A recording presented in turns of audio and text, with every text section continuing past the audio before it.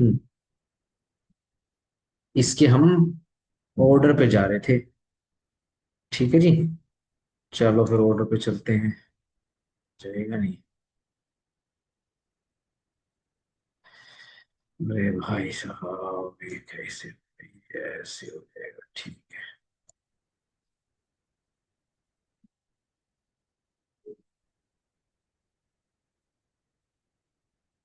इस सूट में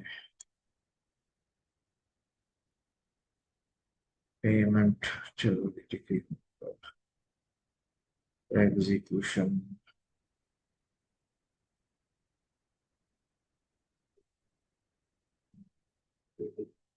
आओ जरा कॉस्ट पे आ जाओ। एक कॉस्ट यहाँ पर भी रह गई थी, ठीक है जी। अब ये वाली कॉस्ट देख लो।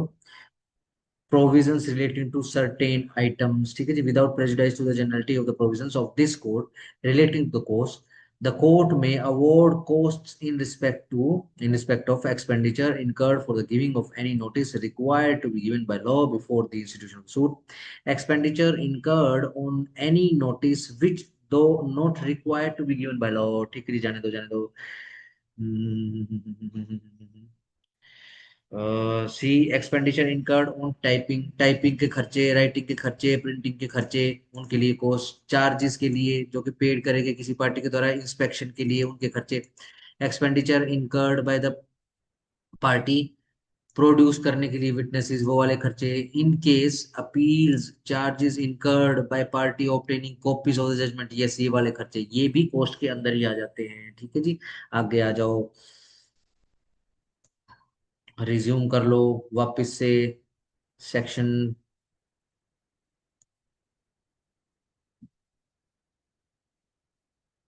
कितने पे पहुंच गए थे हम पहुंच गए थे 35 पर। 35 एबीसी हमने निपटा लिया था। अब देखो जरा, 36 से आपका एग्जीक्यूशन शुरू हो जाएगा, इसलिए एग्जीक्यूशन को मैं जंप कर रहा हूँ। ठीक है जी। सीधा 74 तक ध्यान रखो, आपका एग्जीक्यूशन ही चल रहा है, ठीक है ना। सीधा 75 के ऊपर आ जाओ। ठीक है चलो। आओ जी, incidental proceedings.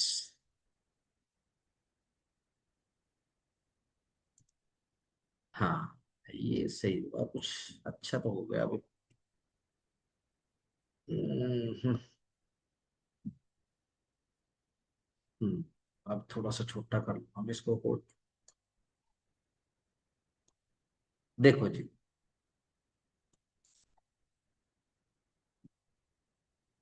Power of court to issue commission. Yes, देखो सीधी सिंपल सी बात क्या होती है, कई बार कोर्ट को फील्ड का कोई काम करना पड़ जाता है।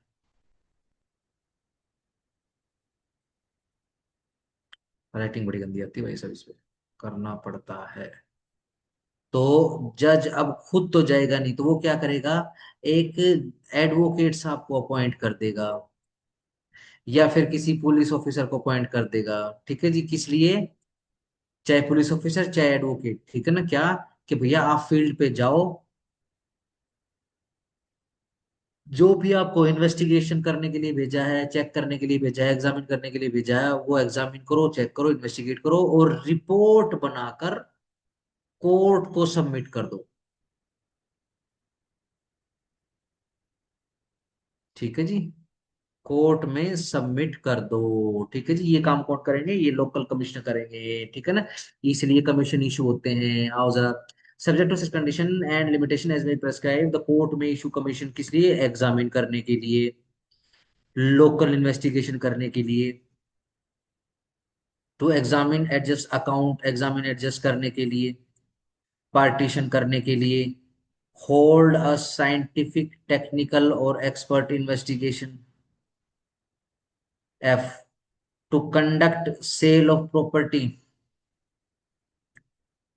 which is subject to speedy and natural decay and which is in the custody of the court pending the determination of the suit। ठीक है जी, बिल्कुल ठीक बात है जी। And which is in the custody of the court pending the determination, yes। ये काम करने के लिए बेसिकली लोकल कमिश्नर अपॉइंट होता है। और जी परफॉर्म कोई भी मिनिस्टीरियल एक्ट, आगे आ जाओ। कमीशन टू अनदर कोर्ट, क्या दूसरी कोर्ट को कमीशन भेज सकते हैं? एक commission for the examination of any person may be issued to any court not being a high court, but ध्यान रखना हाई कोर्ट के पास नहीं, सिचुएट इन द स्टेट, जो कि स्टेट में सिचुएटेड हो, अदर देन द स्टेट, किसी दूसरी स्टेट में, in which the court of issuing situate, जिसने कोर्ट ने लोकल यूनिवर्सिटी कमिश्नर इशू किया है, ठीक है जी, वो दूसरी स्टेट में है, ये दूसरी स्टेट में, and having जुडिक्शन in the place, चलो जाने दो। Every court receiving a commission, अगर कोई कमीशन कौन रिसीव करता है? कोर्ट रिसीव करती है। किस लिए? For examination of any person, ठीक है जी, under subsection 1 shall examine him, उसको एग्जामिन करेंगे और कोज करवा लेंगे, या फिर कोज करवा लेंगे, एग्जामिन करवा दो भाई in pursuant thereto, and the commission, और जो कमीशन है, when it has been duly executed, यदि ड्यूली एग्जीक्यूट हो गई है, शेल बी रिटर्न, रिटर्न कर दी जाएगी, together with the evidence taken under it to the court from which it was issued, unless the order for issuing the commission has otherwise directed, ठीक है जी, सीधी simple सी बात है। कोई दूसरी कोर्ट है, क्या वो करवा सकती है एग्जीक्यूट? बिल्कुल करवा सकती है। आओ जी आगे आ जाओ, letter of request in lieu of issuing a commission, commission issue करने के बदले में कोर्ट जो है इशू कर देगा लेटर ऑफ रिक्वेस्ट, किसकी? दूसरे कोर्ट को। यदि एग्जामिन कर रहे हैं और वो बंदा कहाँ रहता है, विटनेस कहाँ रहता है? Residing at any place not with in India, विदेश में रहता है, तो दूसरी कोर्ट को, विदेशी कोर्ट को लेटर ऑफ रिक्वेस्ट भेजेंगे, उन पे कमीशन नहीं भेजेंगे। Commission issued by the foreign court, ऐसे ही क्या फॉरेन कमीशंस यहाँ पर आ सकती है हमारे देश में? Yes, subject to the other condition and limitation as may be prescribe the provision as to the execution and return of the commission for the examination of the witnesses shall apply to the commission issued or at the instance of the court situated in any part of India to which provision of this code do not extend, court established or continued by the authority of the central government outside India, courts of any state or country outside India। बिल्कुल ठीक है, सारी की सारी court आ चुकी हैं। चलो जी, चलो देखो लोकल कमिश्नर्स, अब आगे आ जाओ, इसके ऑर्डर पे आ जाओ।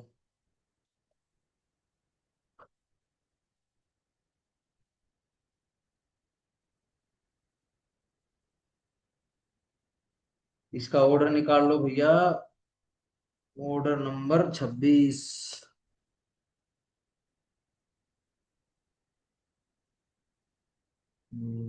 एविडेंस, ये कौन सा आ गया है? और 26 पे जाना है भैया, ऊपर चलो, आप ये आ जाएगा।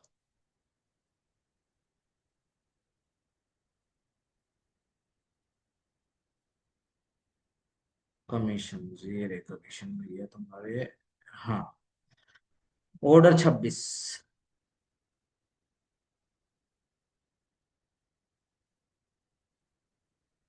चलो, नंबर 1 केसेस इन विच, जिसमें कोर्ट इशू करेगी commission to examine witnesses, yes, any court में इन एनी सूट इशू करता है commission for the examination on interrogatories, किस पर? इंटेरोगेटरीज पर, और अदरवाइज, या फिर otherwise, of any person resident within the local limits of his jurisdiction who is exempted under this code from attending the court, और who is from sickness or infirmity unable to attend it, बिल्कुल ठीक बात है। Provided that कि एक commission for examination और इंटेरोगेटरी shall not be issued unless the court for reason to be recorded things it necessary so to do, ऐसा करना जरूरी है कोर्ट की उससे, यानी हम जो है पोस्टपोन नहीं कर सकते हैं, कोर्ट का ओपिनियन ये है, एडजर्न नहीं किया जा सकता है भाई, ये काम तो करवाना पड़ेगा। तो क्या करेंगे? लोकल कमीशन अपॉइंट करते हैं, इशू करते हैं, ठीक है ना कमीशन। चलो, order for the commission, an order for the issue of the commission for the examination of the witness may be made by the court either, या तो ऑन मोशन पे, सुओ मोटो, या फिर एप्लीकेशन पे। Application यदि लगा रहे हो तो supported by affidavit, supportive affidavit के साथ होगी, या फिर अदरवाइज, या फिर दूसरे तरीके से, और any party to the suit और to the witness to be examine, ठीक है जी, या फिर, ठीक है आगे आ जाओ, आगे आ जाओ, इम्पोर्टेंट इम्पोर्टेंट पे कर लो, जरा स्टार लगा लेते हैं, एक सेकंड रुको जरा।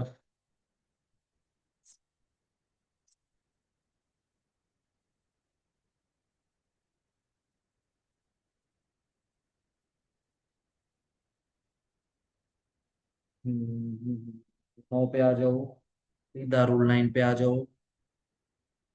Commission to make local investigation के लिए रूल 9। ठीक है जी, फिर इसके बाद आ जाओ सीधा रिपोर्ट। रिपोर्ट सबमिट हो रही है किसमें, रूल 10 के अंदर। फिर आगे आ जाओ 11 में, एडजस्ट अकाउंट करने के लिए जो कमीशन है वो 11 के अंदर आएगा। 13 के अंदर पार्टीशन में, इमूवेबल प्रॉपर्टी के। ठीक है जी, फिर आगे आ जाओ 15 में आ जाओ, expenses of commission to be paid into court. ठीक है जी, खर्चे जो कुछ भी हैं वो कोर्ट के अंदर ही पे करे जाएंगे। फिर इसके बाद आगे आ जाओ 17 देख लो, सिर्फ हेडिंग से, attendance and examination of witnesses before commissioner. ठीक है जी, सीधी सिंपल सी बात ध्यान रखना, सिविल कोर्ट का प्रोसीजर फॉलो कर लेगा। ठीक है ना। फिर आगे देख लो, छोड़ दो 19, छोड़ दो छोड़ दो छोड़ दो छोड़ दो छोड़ दो, रिज्यूम कर लो सेक्शन आगे।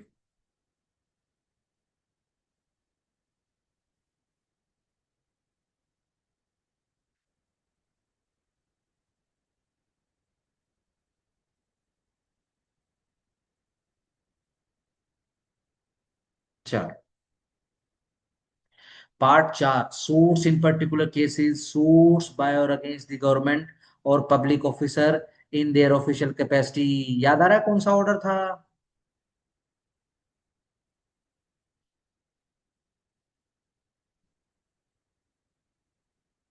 हम्म 37 38, नहीं नहीं नहीं, 27, 27 28 29, 37 38 नहीं, ये तो अलग होगा।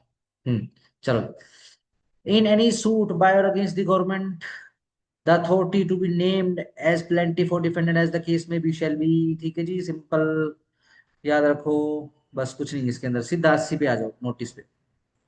Save as otherwise provided in subsection 2, no suit, कोई भी सूट शैल बी इंस्टीट्यूट नहीं होगा अगेंस्ट द गवर्नमेंट, गवर्नमेंट के अगेंस्ट में, including the government of state of Jammu Kashmir, और अगेंस्ट ए पब्लिक ऑफिसर। और को सर्कल करो, पब्लिक ऑफिसर को भी अंडरलाइन कर लो, in respect of any act performing to be done by any such public officer. ये हटा दो, बहुत देर तक पिच पिच करेगा, बताएं।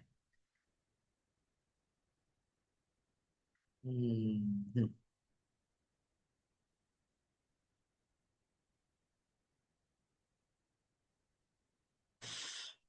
हम्म,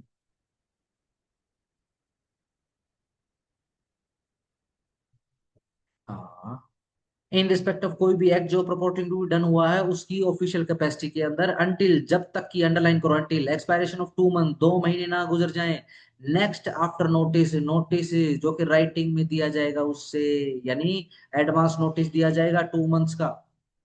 कैसे, राइटिंग में, डिलीवर टू और left at the office of, in case, यदि suit against the central government है, except where it relates to railway, railway को छोड़कर एक सेक्रेटरी रहेगा उस गवर्नमेंट का वहां। In the case of the suit against the central government, जहां पर where it relates to the railway, railway का है तो general manager of the railway. BB, in the case of the suit against the government of the state of Jammu and Kashmir, the chief secretary to that government और any other officer authorised by that government in that behalf. Yes, in the case of the suit against any other state government, एक secretary to that government और the collector of the district. ठीक है जी, ये जम्मू कश्मीर का छोड़ देना, कोई ऐसा खास नहीं रहे। And in case of the public officer deliver to him और लेफ्ट एट हिज ऑफिस। ठीक है जी, या तो पब्लिक ऑफिसर के केस में तो या तो उसी को डिलीवर कर दो या फिर उसके ऑफिस में छोड़ दो, स्टेटिंग द कोज, जिसमें कोज बताया गया है, name and description of the place of residence of the plaintiff, plaintiff का पूरा नाम पता, पूरा description, and the relief which he claim, जो रिलीफ वो मांग रहा है वो पूरा पूरा, and the plaint shall contain a statement that such notice has been so delivered। और अगर लेट से प्लेंट बनानी पड़ जाए आपको, यानी उस नोटिस के ऊपर कोई भी क्रियान्वयन नहीं किया गया है, तो प्लेंट के अंदर को आपको स्पेसिफिक लिखना पड़ेगा कि सेक्शन 80 का नोटिस हमने सर्व कर दिया था जी प्रॉपरली। ठीक है जी, डिलीवर कर दिया था। छोड़ दो 2 को।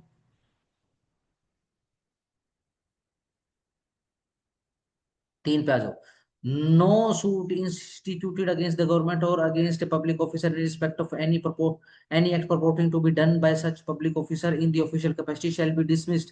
वो डिसमिस नहीं होगा merely by reason of any error, कि कोई एरर आ गई है या फिर कोई डिफेक्ट आ गया है इन द नोटिस, नोटिस के अंदर refer to in subsection 1, in such notice, उस नोटिस के अंदर the name, description, and the residence of the plaintiff had been so given as to enable him the appropriate authority or to public officer to identify the person serving the notice, and such notice has been delivered or left at the office of the appropriate authority specified।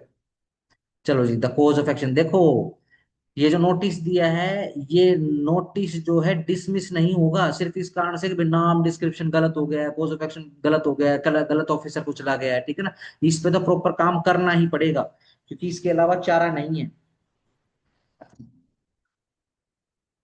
Notice बहुत important है।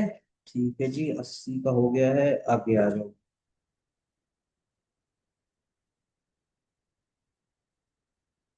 इसी के साथ में कोई नहीं करवाना आपको, चलो। एग्जाम्पशन 81 में, किससे exemption from arrest and personal appearance in the suit instituted against a public officer, public officer के अगेंस्ट में है, इन रिस्पेक्ट ऑफ जो कि कोई काम हुआ है purporting to be done in official capacity में, the defendant shall not be liable to be arrested nor his property attach करी जाएगी otherwise than in execution of decree. हाँ, एग्जीक्यूशन यदि हो गया है तो हो सकती है, जहां पर कोर्ट सेटिस्फाई हो जाए कि defendant can not absent himself from his duty, कि भैया जो डिफेंडेंट है वो अपने आप को एबसेंट नहीं कर सकता अपनी ड्यूटी से, without detriment to the public service. Yes, अगर वो ऐसा करेगा तो हाशिए पे आ जाएगी क्या, public service. It shall exam, court क्या करेगी इन दोनों केसेस के अंदर, ठीक है जी, एग्जाम कर देगी उसको, ठीक है ना, कि पर्सन अपीयरेंस से भी रहने दे भैया, कोई टेंशन नहीं है, उसको अरेस्ट मत करो और अपीयर मत करो कोर्ट के सामने, ठीक है ना, कोर्ट एग्जाम कर देगी उसको। आगे आ जाओ। execution of decree where in a suit by or against the government or by or against a public officer in respect of any act purporting to be done by him in the official capacity, एक decree is passed against the Union of India or a state or as the case may be the public officer, such decree shall not be executed, underline करो, shall not be executed, पहले तो case ही file नहीं हो रहा 2 महीने के notice पे, अब एग्जीक्यूट भी नहीं हो रही degree, accept in accordance with the provision of subsection 2, subsection 2 के प्रोविजन देखने पड़ेंगे आपको। Execution shall not be issued on any such degree unless, जब तक कि इट रिमेन्स अनसेटिस्फाइड, जब तक कि अनसेटिस्फाइड रहे फॉर ए पीरियड ऑफ 3 महीने, अंडरलाइन करो, कंप्यूटेड फ्रॉम कब से, from the date of such decree. The provisions of subsection 1 and 2 shall apply in relation to an order or award as they apply in relation to a decree if the order or award is passed or made against the Union of India or the state or public office in respect of any such act as aforesaid, whether by court, whether by a court or by any other authority। yes, या तो court satisfy करे या फिर other authority satisfy, is capable of being executed under, छोड़ दो इसको बात।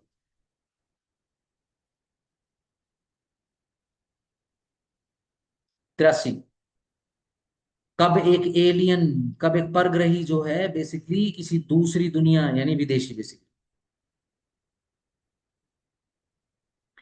Alien enemy, underline करो, रिजाइडिंग इन इंडिया, जो इंडिया में रहते हैं, with the permission of the centre, central government की परमिशन से, and or alien जो friends हैं may sue in any court otherwise competent to try the suit, and if they were citizens of India but citizen of India but aliens enemy residing in India without such permission or residing in the foreign country shall not sue in any court। yes, अगर देखो दुश्मन नागरिक है, दुश्मन देश का, ठीक है जी, तो वो बिना कोर्ट की परमिशन के फाइल नहीं कर सकता, कोई फ्रेंड है तो सिटीजन ऑफ इंडिया के जैसे ही फाइल कर सकता, बस इतना ध्यान, ठीक है ना। चलो,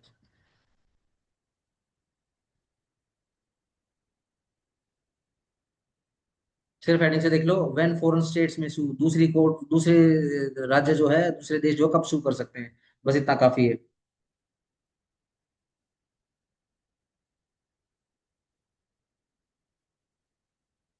86 पे आ जाओ, suits against foreign rulers ambassadors and envoys, ठीक है जी। नो, फॉरेन स्टेट में सू in any court otherwise competent to try the suit except with the consent of the central government certified in writing by a secretary of that government। ठीक है जी। देखो जी, इनको arrest वगैरह नहीं करेंगे, इनको एग्जाम्प्ट करके रखा गया है। ठीक है जी। इनके सूट अगर चलाने हैं तो उसमें भी बहुत सारा तामझाम करना पड़ता है। ठीक है जी, आगे आ जाओ।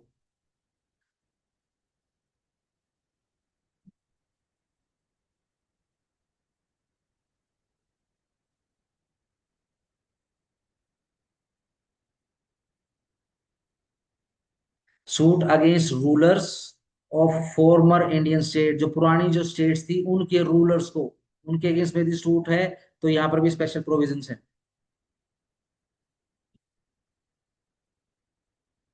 चलो जी।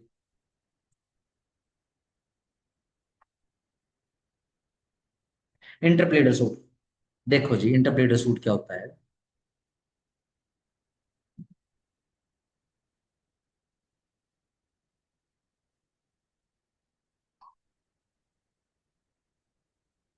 देखो जी, ये एक आदमी है। इस एक आदमी के पास कोई मिस्टर एफ था।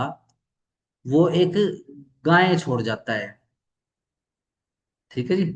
अब वो गाय छोड़ जाता है। अब गाय के बेसिक, गाय कह रहा हूँ, मिस्टर एफ के दो लड़के हैं, सन वन, सन टू। ठीक है जी। भाई किस लिए गाय छोड़ दी कि भाई मेरे तो बेटे कमाते नहीं है, ठीक है ना, कुछ काम धाम नहीं करते हैं, गाय तू पाल ले, गाय बेचना ठीक नहीं है, ठीक है ना। तो अब क्या है, ये काम कर कोई कर कुरा के फादर जो है खत्म हो जाता है। अब ये जो है, गाय को एक बछड़ा भी हो गया है। ठीक है ना। अब दोनों भाई आके लड़ते हैं ए से। भाई गाय मन दे दे और बछड़ा भी दे दे, गाय मन और बछड़ा मन मुझे दे दे। ठीक है जी। अब ए किसको गाय दे, किसको बछड़ा दे, या गाय और बछड़े को एक साथ दे, कैसे क्या करे। ठीक है जी। अब ए जो है एक सूट डालेगा। कहाँ? कोर्ट में। कि भैया मेरा पीछा छुड़वाओ, और कोर्ट डिसाइड करेगी भाई इसको दे या इसको दे। इसी को बोलते हैं, ये कौन बन जाएगा, इंटरप्रेटर बन जाएगा। ठीक हो गया। चलो याद क्या। जब दो या दो से ज्यादा बंदे क्लेम करते हैं एडवर्सली एक दूसरे के खिलाफ to one another the same date, एक ही डेट, सम ऑफ मनी, एक ही अमाउंट ऑफ मनी, या फिर कोई दूसरी प्रॉपर्टी मूवेबल हो या इमूवेबल हो, अंडरलाइन करते हुए चले जाना, फ्रॉम अनदर, दूसरे से, हु क्लेम्स नो इंटरेस्ट, जो कोई भी इंटरेस्ट क्लेम नहीं कर रहा है, there in other than a charge, सिर्फ चार्ज और जो भी उसका खर्चा लगा उसको छोड़कर, and who is ready to pay और deliver it to the rightful claimant. ठीक है जी। और ये जो बंदा है राइटफुल क्लेमेंट को देने के लिए तैयार है वो चीज, सच अदर पर्सन में इंस्टीट्यूट सूट। अब ये जो बंदा है ये इंस्टीट्यूट कर देगा सूट, कौन सा, इंटरप्लीडर का, अगेंस्ट ऑल द क्लेमेंट्स, जो भी क्लेमेंट्स हैं उनके अगेंस्ट में। ठीक है जी।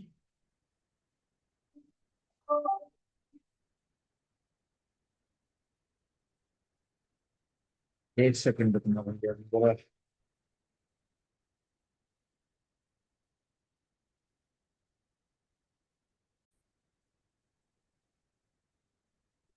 चलो। हम्म। For the purpose of obtaining a decision, किस लिए, ताकि एक डिसीजन ले सके एज टू द पर्सन, उस बंदे के विषय में जिसको पेमेंट करनी या फिर डिलीवरी करनी शैल बी मेड करी जाए, end of obtaining indemnity for himself, और अपने लिए इंडेमनिटी ले लो, प्रोवाइडेड दैट, जहां पर कोई suit is pending in which the right of all parties can properly be decided, no such suit of interpreter shall be issued. Yes, अगर कोई दूसरा सूट पेंडिंग चल रहा है, ठीक है ना, लेट्स से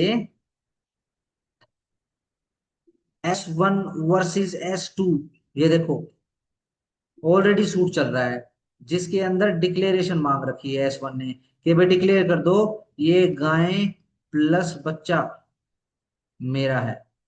ठीक है ना। अब देखो इसके अंदर तो पता चल ही जाएगा, आने तो फिर डिसीजन, ये इसको शूट करने की जरूरत नहीं है, जो भी डिसीजन आएगा उसके अकॉर्डिंग उस बंदे को दे दिया जाएगा। ठीक है ना। चलो दिया गया। आओ इसमें अब जरा ऑर्डर कर लेते हैं, सीधा ऑर्डर 35 के ऊपर आ जाओ।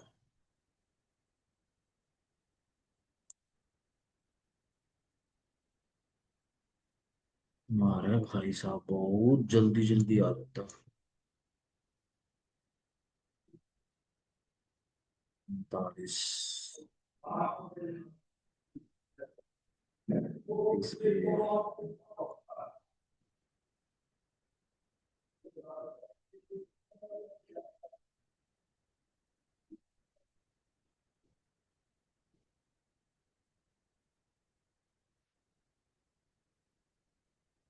फाइनल।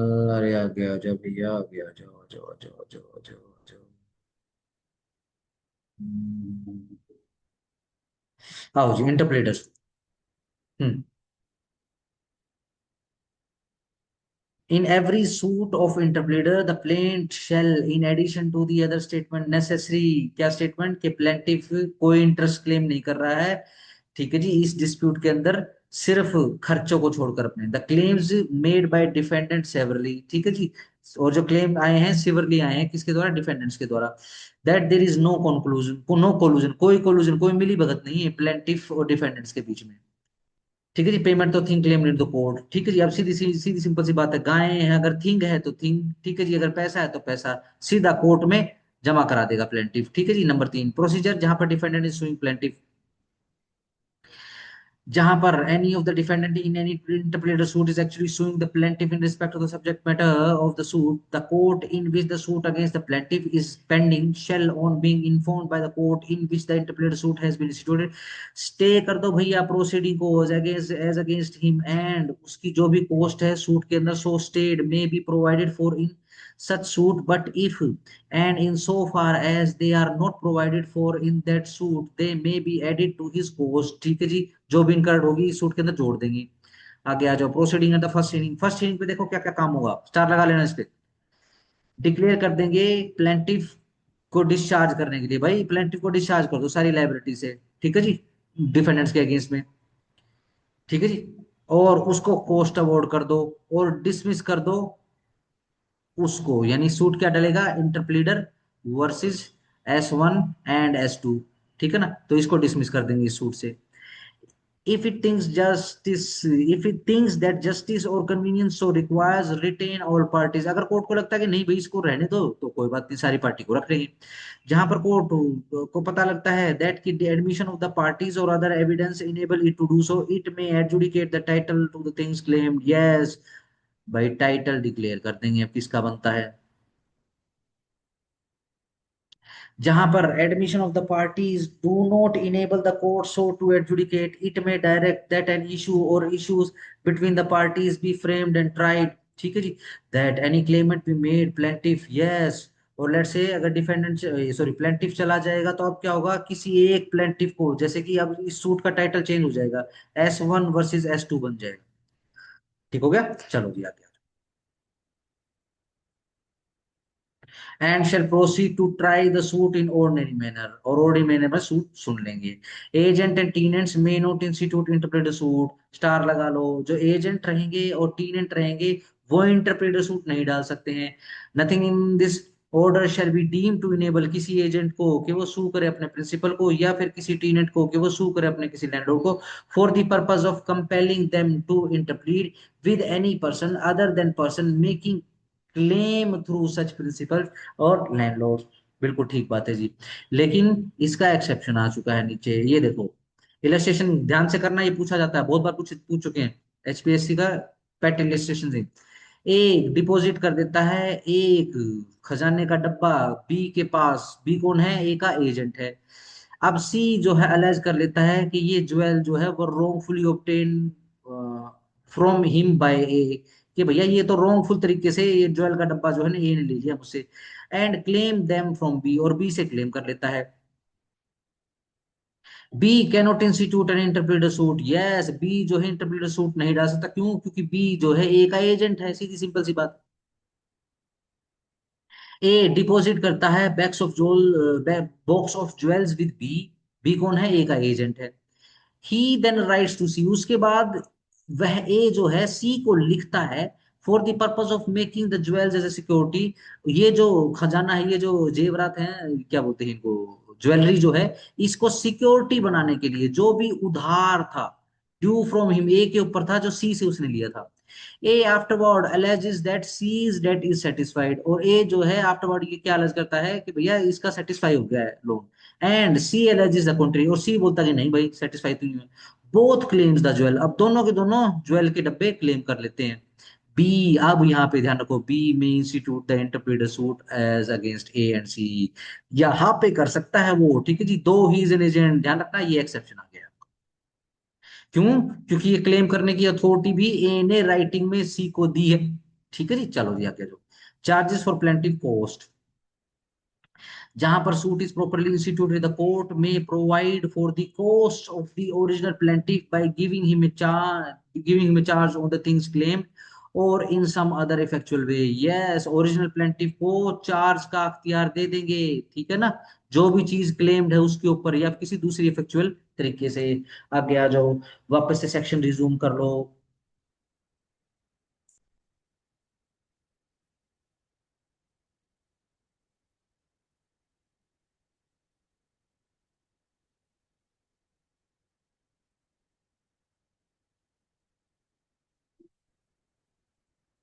आओ जी, आओ, स्पेशल प्रोसीडिंग्स, आर्बिट्रेशन, मध्यस्थता, ठीक है जी। अब ये मध्यस्थता देख लेते हैं क्या चीज होती है। Settlement of dispute outside the court, yes, court के बाहर, जहां पर अपील होता है कोर्ट को, ओके, या कुछ चांस एग्जिस्ट करते हैं, कुछ एलिमेंट एग्जिस्ट करते हैं किसके, सेटलमेंट के, विच में बी एक्सेप्टेबल, जो कि एक्सेप्टेबल होगी पार्टीज को भी।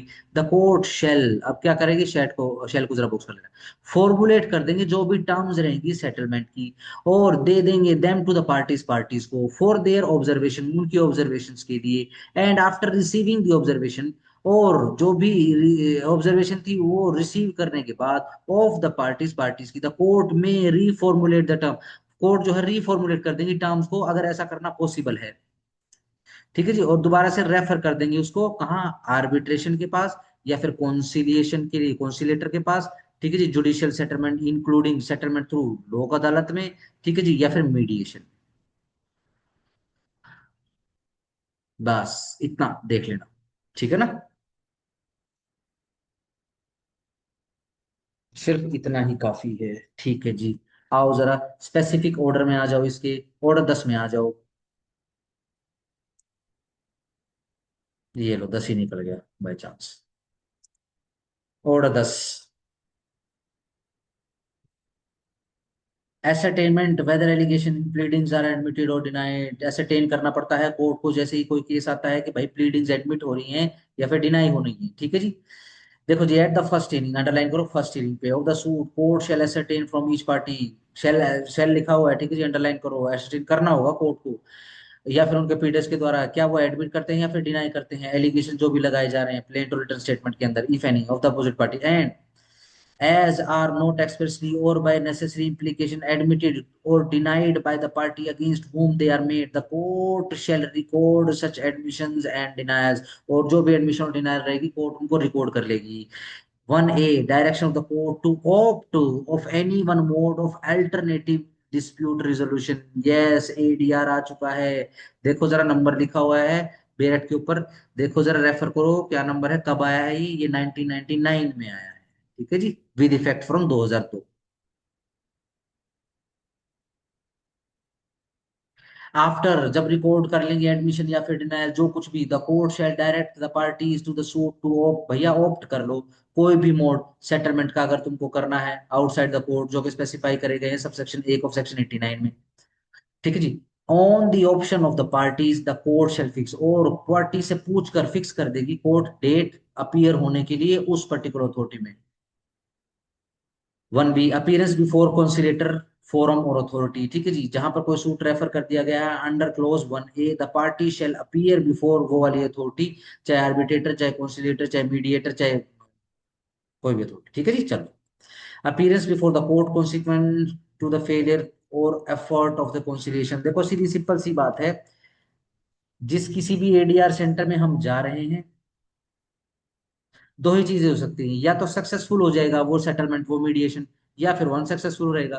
तो जो भी कोई रिपोर्ट आएगी भाई, मीडिएशन फेल या मीडिएशन सक्सेसफुल, अगर सक्सेसफुल है तो इसकी टर्म्स, ठीक है, वो उस कोर्ट के अंदर जमा करा देंगे, कोर्ट अकॉर्डिंगली फैसले ले लेगा, बस इतना से लिखा होगा।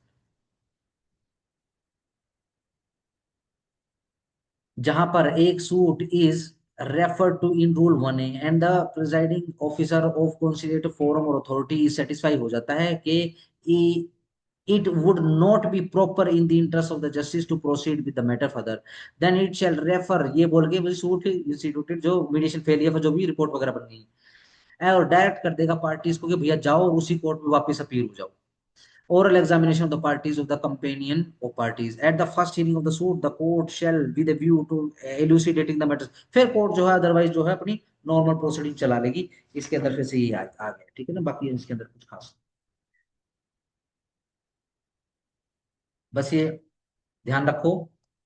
Substance of examination to be written, ये राइटिंग में लेना पड़ेगा, जो भी पार्टीज बोल रही हैं। आओ वापस से रिज्यूम कर लो।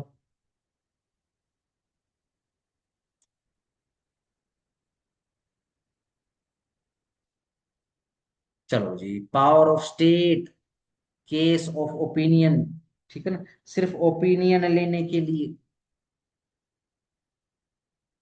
स्पेशल केस, देखो, दो पार्टीज आपस में लड़े झगड़े, ठीक है ना, प्लेंटिवस डिफेंडेंट डिफेंडेंट खेलने जाए कोर्ट में और वहां पे 2 3 4 40 50 60 साल लगाएं, इससे बेटर ये रहेगा कि झगड़ा यदि अराइज होता हुआ दिख रहा है तो दोनों पार्टी कोर्ट में चली जाएं और एक फ्रेंडली सूट डाल लें, अंडरलाइन करो फ्रेंडली सूट, ठीक है ना, सिंपल, वो कोर्ट का ओपिनियन जानने के लिए होता है, इसके रेफर में रीड विद ऑर्डर 36 लिख लो, और बस इतना काफी है। आगे आ जाओ। Public nuisance and other wrongful acts affecting the public, yes, public nuisance, civil nuisance, in the case of public nuisance or other wrongful act affecting or likely to affect the public, A suit for declaration, कौन से suit आएंगे इनके अंदर, declaration and plus लगाओ and के ऊपर injunction वाले suit, और फॉर सच अदर रिलीफ, दूसरे रिलीफ के, एज में अप्रोप्रिएट, जो भी अप्रोप्रिएट लगे, in the circumstances of the case, जो भी मुहूर्त बनेंगे केस के उसके अकॉर्डिंग मे भी इंस्टीट्यूट हो सकते हैं, किसके द्वारा, अंडरलाइन करो स्टार लगाओ, एडवोकेट जनरल के द्वारा, और with the leave of the court, या फिर लीव ऑफ द कोर्ट लीजिए बाय टू और मोर पर्सन, दो या दो से ज्यादा लिखा हुआ स्टार लगा लेना, even though no special damages has been cause, कोई फर्क नहीं पड़ता है, कोई स्पेशल डैमेज कोज नहीं हुआ है by reason of such public nuisance, public nuisance के द्वारा या फिर उस रॉन्गफुल एक्ट के द्वारा, नथिंग इन दिस सेक्शन, इस सेक्शन में ऐसा कुछ भी नहीं है, shall be deemed to limit, जो लिमिट करे और अदरवाइज अफेक्ट करे किसी भी राइट को ऑफ द सूट विच में एग्जिस्ट इंडिपेंडेंटली, जो इंडिपेंडेंटली एग्जिस्ट करता है प्रोविजन के द्वारा, ठीक है जी। मान लो कोई और दूसरी रेमेडी या फिर उस और कोई दूसरा केस ऑप्ट करना चाह रहा है, कोई बात नहीं, फ्री है, ठीक है ना। 92 चैरिटी, पब्लिक चैरिटी, बस इसको हेडिंग से याद रखो, उसके अंदर कुछ भी पढ़ने की जरूरत नहीं है, आगे आ जाओ।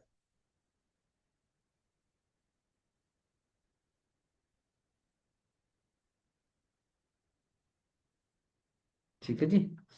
92 के अंदर आप जब कमेंट्री देखोगे, कमेंट्स देखोगे बेरेट के अंदर, आपको एक डॉक्ट्राइन ऑफ सिप्रस दिखाई देगा, डॉक्ट्राइन ऑफ सिप्रस या फिर साइप्रस, ठीक है जी। ये डॉक्ट्राइन ऑफ साइप्रस, ये देख लेना बस, इसकी हेडिंग हेडिंग, ठीक है ना, बस इतनी सी बात है और कुछ नहीं है। सिर्फ हेडिंग से देख लो, 93 exercise of the powers of the advocate general outside presidency town, बस हेडिंग से देख लो। Supplemental proceedings, in order to prevent the ends of justice from being defeated court में if it is so prescribed, अगर ऐसा prescribed है, issue कर सकती है वारंट, किस लिए, अरेस्ट के लिए डिफेंडेंट के, और plus bring him before the court to show cause notice के लिए, why he should not give security, की क्यों नहीं तेरे को सिक्योरिटी लगवाई जाए तेरे ऊपर अपनी अपीयरेंस के लिए, और यदि वो फेल कर देता है कंप्लाई करने से सिक्योरिटी ऑर्डर को, कमिट कर सकते हैं उसको सिविल प्रिजन के अंदर, और क्या कर सकते हैं, डायरेक्ट कर सकते हैं डिफेंडेंट को कि फर्निश करे सिक्योरिटी, प्रोड्यूस करे any property belonging to him and to place the same at the disposal of the court, या फिर ऑर्डर कर दें क्या, अटैचमेंट ऑफ एनी प्रॉपर्टी का, ग्रांट कर सकते हैं टेम्परेरी इंजंक्शन, स्टार लगा लो, and in case of disobedience committed the person guilty thereof to the civil prison and order that his property be attached and sold, कि उसकी property attach कर दी जाए और सोल्ड कर दी जाए। अपॉइंट कर सकते हैं कोई receiver of any property and enforce the performance of his duties by attaching and selling his property. Yes, receiver को अपॉइंट कर सकते हैं। और क्या कर सकते हैं? Make such other interlocutory order, star लगा लो, दूसरे इंटरलोक्यूटरी ऑर्डर भी कोर्ट कर सकती है जो भी कोर्ट को ठीक लगे। चलो जी, compensation for obtaining arrest attachment injunction on insufficient ground, उन 94th सेक्शन के जो भी रेमेडी है वो इनसफिशिएंट ग्राउंड के ऊपर अवेल करनी है। अब क्या करेंगे? जहां पर in suit which an arrest attachment has been effected और temporary injunction granted under the last protection section, it appears, court के सामने अपीयर होता है कि ये जो अरेस्ट है, अटैचमेंट है, इंजंक्शन है, वो अप्लाइड फॉर इनसफिशिएंट ग्राउंड के ऊपर होगी है, या फिर जो सूट था प्लेंटिफ का वो फेल हो गया है, एंड इट अपीयर्स, और कोर्ट में के सामने यह अपीयर होता है कि that there was no reasonable और probable ground for instituting suit. भैया सूट भी इंस्टीट्यूशन नहीं हो सकता था, प्रॉपर ग्राउंड नहीं था। अब बॉक्स करो, defendant may apply to the court, defendant apply करेगा कोर्ट में, upon such application award against the plaintiff bye it's order such amount not exceeding 50,000 रुपए, कि भैया 50,000 रुपए दिलवाओ मुझे, 50,000 से ज्यादा नहीं, ध्यान रखना। As it deems reasonable compensation, किस तौर पे? कंपनसेशन के तौर पे, to the defendant for the, जो भी उसके खर्चे लगे, जो भी उसकी उसको क्षतियां पहुंची, ठीक है जी, इंक्लूडिंग इंजरी टू रेपुटेशन, उसकी इज्जत खराब हो गई है, cost to him, provided that the court shall not award, court award नहीं करेगी under this section an amount exceeding the limit of its pecuniary jurisdiction. Yes, बिल्कुल ठीक बात है, स्टार्ट लगा लेना। An order determining any such application shall bar any suit for compensation in respect of such arrest attachment injunction. चले जो जाने दो, कोई नहीं, चलो अपील्स को भी जरा जंप कर देते हैं, एक बार अपील को जंप कर दो, आगे आ जाओ। रेफरेंस रिव्यू रिवीजन को भी जंप करो। यस, पार्ट 9th में आ जाओ जरा, इसको कंप्लीट करा के आज आपकी क्लास ऑफ कर दूंगा मैं। सीधा 122 और 125 पढ़ना था हमने, वो हमने कर लिया है। 122 125 के आगे आ जाओ।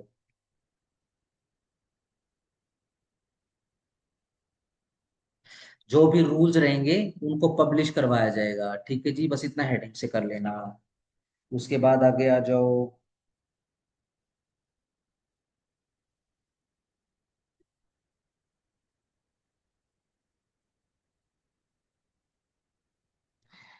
पार्ट 11 में आ जाओ, मिसलेनियस में।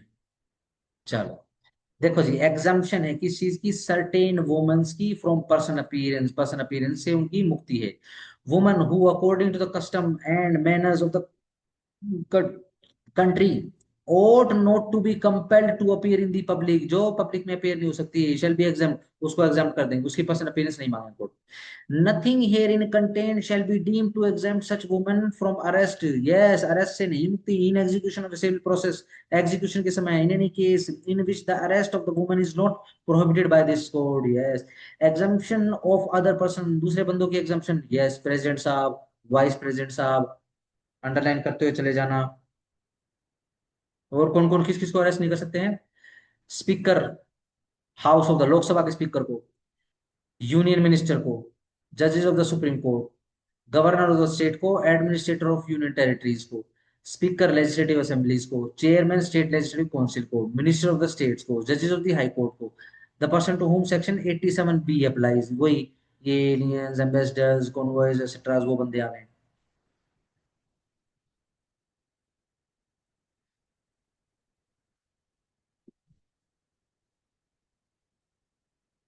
सिर्फ हेडिंग से कर लो, arrest other than in execution of decree, the provision of section 55 57 59 shall apply so far as may be to all person arrested under this code. जो इस कोड कोड के अंदर, सीपीसी के अंदर जो भी अरेस्ट होते हैं, ठीक है जी, 55 57 59 के प्रोविजन लागू होंगे, ये एग्जीक्यूशन में बताएंगे। ठीक है जी, चलो जी। 135 के एग्जाम्पशन, जजेस की, मैजिस्ट्रेट की, अदर जुडिशियल ऑफिसर्स की, shall be liable to arrest under civil process while going to presiding in or returning from his court। ठीक है जी, सिंपल, आगे आ जाओ। 137 पे आ जाओ। Language of the subordinate code सिर्फ हेडिंग से याद कर लो। The language on which the commencement of this code is the language of any code subordinate to high court. Yes, जो भी इस कोड के शुरुआत में जो लैंग्वेज थी वही कोड लैंग्वेज है। बस इतनी सी बात ध्यान रखना, बस और कुछ नहीं करना। आगे आ जाओ, 139 पे आ जाओ। Oath on affidavit by whom to be administered. Yes, oath commissioners की बात कर रहे हैं।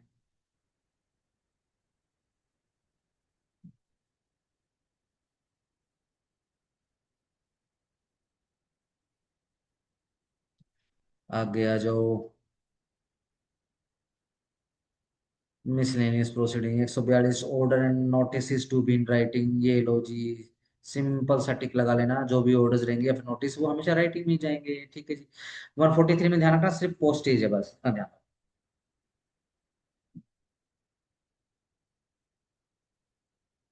चलो जी, रेस्टिट्यूशन। देखो जी, रेस्टिट्यूशन का मतलब होता है, मान लो कोई ऑर्डर दे दे, जजमेंट दे दे, डिक्री दे दे, ठीक है जी, और एग्जीक्यूशन में ले जाकर उसको एग्जीक्यूट भी करा दे। बाद में कोई अपील वगैरह आती है, बाद में कोई रिवीजन वगैरह फाइल होती है और कोर्ट को अपना आदेश बदलना पड़े। ठीक है ना। पहले प्लेंटिफ वर्सेस डिफेंडेंट था सूट, क्या हुआ, डिफेंडेंट के फेवर में कर दिया, प्लेंटिफ ने उठा के रिवीजन डाल दी, रिवीजन में दोबारा से प्लेंटिफ के फेवर में करना पड़ेगा। अब देखो, प्लेंटिफ को जो भी पोजीशन थी वो रेस्टिट्यूट करके देनी पड़ेगी। ठीक है ना, बस इतनी सी बात है।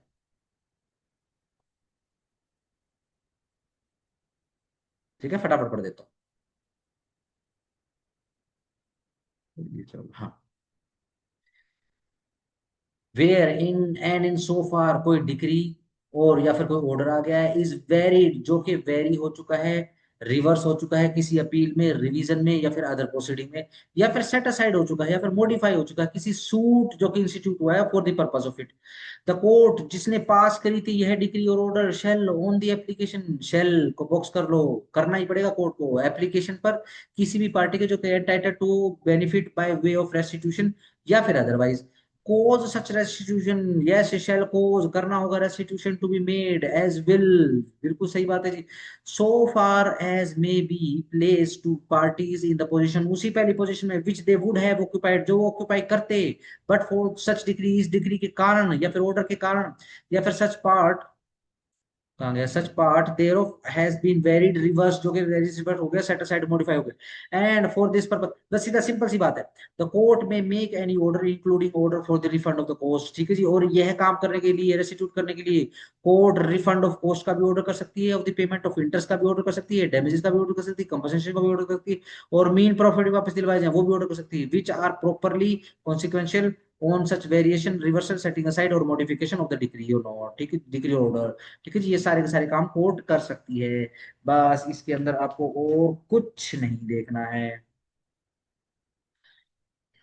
ये देख लो जरा, for the purpose of subsection 1 the expression court which pass the degree और order shall be deemed to include, जहां पर डिग्री और order has been varied reverse in exercise of the appellate और रिविजनल कोर्ट। तो कौन सी court, court of first instance की बात कर रहे हैं, जो इस सेक्शन के अंदर लिखा हुआ है। ठीक है ना। आगे आ जाओ,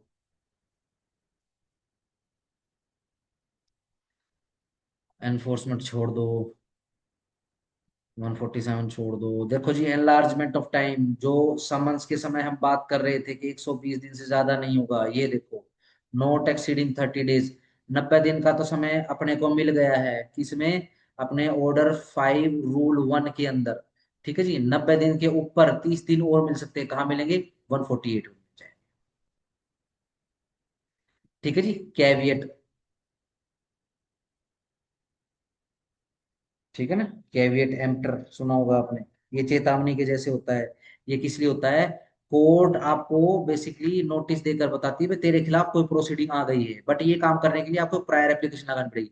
जहां पर कोई application is expected to be made, बनाने की संभावनाएं हैं, और हैज बीन मेड या फिर बन रही है किसी सूट प्रोसीडिंग के अंदर जो कि इंस्टीट्यूट हो चुका है, और अबाउट टू बी, जो या फिर जो इंस्टीट्यूट होना है इन ए कोर्ट, किसी कोर्ट में, एनी पर्सन, कोई पर्सन क्लेमिंग ए राइट, जो कोई राइट क्लेम कर रहा है, to appear before the court on the hearing of such application, वो लॉज कर सकता है कैविएट इस रिस्पेक्ट में। ठीक है, बस इतनी सी बात है। ये बस हेडिंग से याद रखना कि कैविएट कहाँ पर है, 148A में। कब आई है कैविएट? बेसिकली 1976 के अंदर आई है। ये चार लिखा हुआ है, ये 1976 विद इफेक्ट फ्रॉम 1977। और आगे आ जाओ भैया। 149, power to make up deficiency of court fee, अगर है तो ये कोर्ट ठीक करवा सकती है। ट्रांसफर बिजनेस सिर्फ हेडिंग से याद कर लो, 150 के अंदर है ट्रांसफर करने के लिए बिजनेस, ठीक है जी। Inherent power 151, nothing in this code shall be deemed to limit or otherwise affect the inherent power of the court to make such order as may be necessary for the ends of justice or to prevent abuse of the process of the court। yes, आगे आ जाओ। Amendment of the, yes, star लगा लो, बहुत बार पूछते हैं। Clerical या फिर arithmetical mistake है किसी जजमेंट और डिक्री में, ये ठीक, वो ठीक हो सकती है, ठीक है ना। Arising from any special accidental slip हो चुकी है या फिर ओमिशन हो चुकी है, may at any time be corrected. इसके अलावा कुछ भी करेक्ट नहीं करा जाएगा। 153, स्टार लगा लो। General power to amend the court में at any time and on such terms as to the cost और अदरवाइज, जो भी उसको ठीक लगे अमेंड कर सकते हैं किसी भी डिफेक्ट को या फिर किसी भी एरर को, किसी भी प्रोसीडिंग हो द सूट। ध्यान रखना, डिक्री और जजमेंट की बात नहीं हो रही 153 के अंदर। कोर्ट के पास स्टार लगा लो। 153 ए में पावर है, ठीक है जी, अमेंड करे डिक्री को या फिर ऑर्डर जहां पर अपील इज समरली डिसमिस, ठीक है जी। बस हेडिंग से कर लो, इसके अंदर कुछ भी पढ़ने का नहीं है। 153 भी स्टार लगा लो। ओपन कोर्ट बताया गया है, हरियाणा में बहुत पूछते हैं।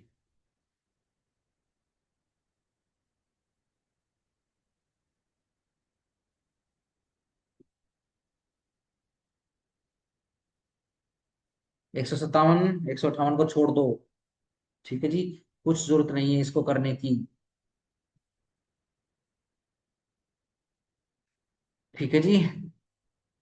11:52 हो गए हैं भैया।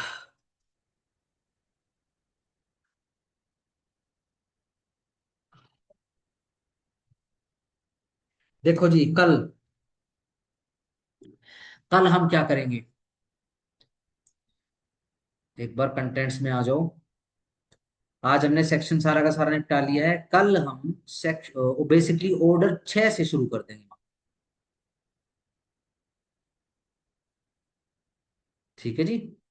कल ऑर्डर 6 से मामला शुरू कर देंगे हम, ठीक है जी। और 6 से आपके ऑर्डर 21 को छोड़ देंगे, ठीक है जी। ऑर्डर 41 से लेकर ये जो आपका जो लास्ट का प्रोविजन रहेगा, ठीक है जी, 48 या 51 तक, इसको छोड़ देंगे, ठीक है ना। बाकी सारा निपटाएंगे।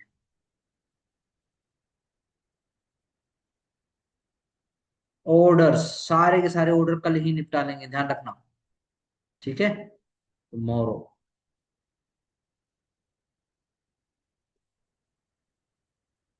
सही। कोई क्वेरी वगैरह है तो पूछ सकते हैं। नहीं है तो फिर सम अप करते हैं। Okay, see you.